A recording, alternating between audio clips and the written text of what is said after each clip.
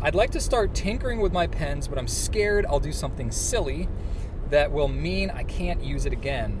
When it comes to disassembling a pen, are there any parts that are out of bounds? For example, the feed. Are some brands easier to take apart and rebuild than others? So I think the best thing you can do here, if you're looking at pens, you're going to look at the specific pens that you have. It's just like anything else that you're going to tinker with or take apart, disassemble. You know, if you want to work on your car, you're going to look up instructions and YouTube videos on your specific model of car about how to take it apart. There's some commonality about how do you remove a nib and feed and stuff like that might be able to translate from one pen model to another, but largely it's going to matter, specifically when you're talking about taking apart proprietary products like pens, how you take apart that specific pen model. We got some lovely traffic going on here. Merging. But successful merge. Yes, Rachel, classic merge move. I have a classic merge. I don't know what that means. But basically, there's a lot of good YouTube videos and stuff like that. You know, I have done a few of those types of videos, not as much just because I know a lot of manufacturers and distributors get a little bit nervous when authorized retailers are doing disassembly videos and stuff, just because in their mind it opens up liability. There are some that void the warranty for sure. Yeah, so you got to be conscious of that. Like I know Pilot with the custom 823, yes. They're super like, do not take this pen apart because they're just paranoid about people breaking it. Other brands like TWSBI give you instructions and a wrench and include it with the pen. And Noodler's talks about it and has instruction. Yeah, so definitely it matters pen to pen and model to model as far as how easy that is to do. So first thing I would give you as a resource is look on YouTube.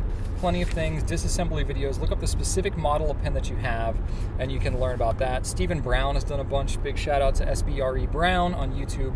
He's done a whole disassembly line of videos where he takes apart different things. I would say be aware that you're pretty much taking your pen's life into your own hands whenever you're doing this type of stuff.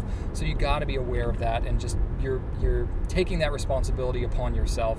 If you break something, if you lose a part, if you screw it up, you're voiding the warranty when you really take it apart to that degree. So you just got to know what you're doing and educate yourself a little bit. And start with your cheap pens and work up. How about that? Exactly. You don't want to go like, oh yeah, I've got a Visconti Homo sapiens. Let me see if I can get this thing apart. It's the first pen I've ever taken apart. Maybe not. Maybe start with a Preppy. Maybe start with a TWSBI. You know, Noodler's pen. Things that if you break it, it's not the end of the world. Let's see here. What else? I would say you will break some stuff, especially if you're trying to mess with feeds and you don't know how it's done and there's no video. You're like, let me just try yanking on this thing. Whoops, I broke the feed in half. Okay. I say this from experience because I've done this and broken feeds and broken parts of several pens. And some brands you can get replacements. So some you can get a replacement a replacement, I was trying to say nib and feed together. So like Noodler's, for example, you can get a replacement feed, but Lamy not so easily, but they have replacement nibs. It depends. It does depend a lot. So, and I know we get asked this question all the time, like, why don't more people offer replacement parts? Just think about the logistics of, that was our lane warning thing if you hear random beeping. And that's a loud truck next to us. Yes, it is. Which I'm trying to get past. There you go. I don't want to show a big old truck. Yeah. I didn't show the license plate. Okay.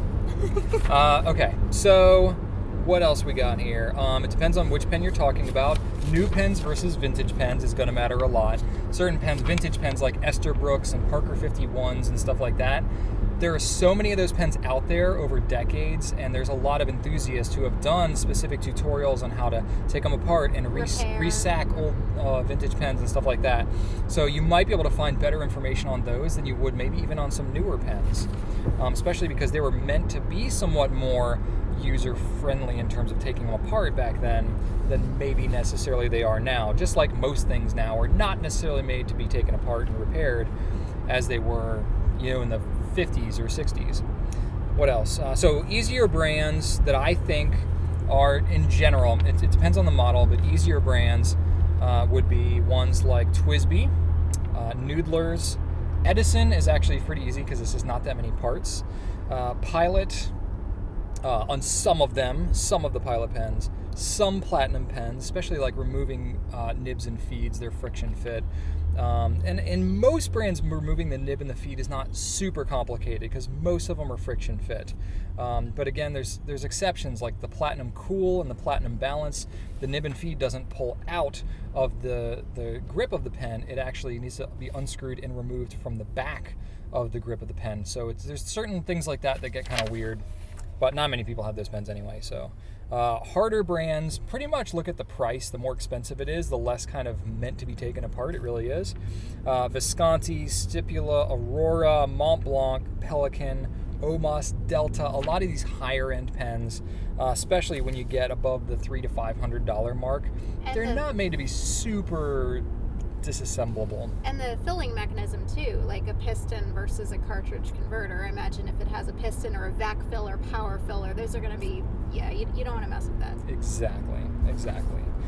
So overall, you're kind of in the Wild West here when you're talking about taking your pens apart a lot, and it's kind of a do it your own risk territory. But in general, just educate yourself, try and learn as much as you can from others that have done it, and have fun. So thanks for asking that question.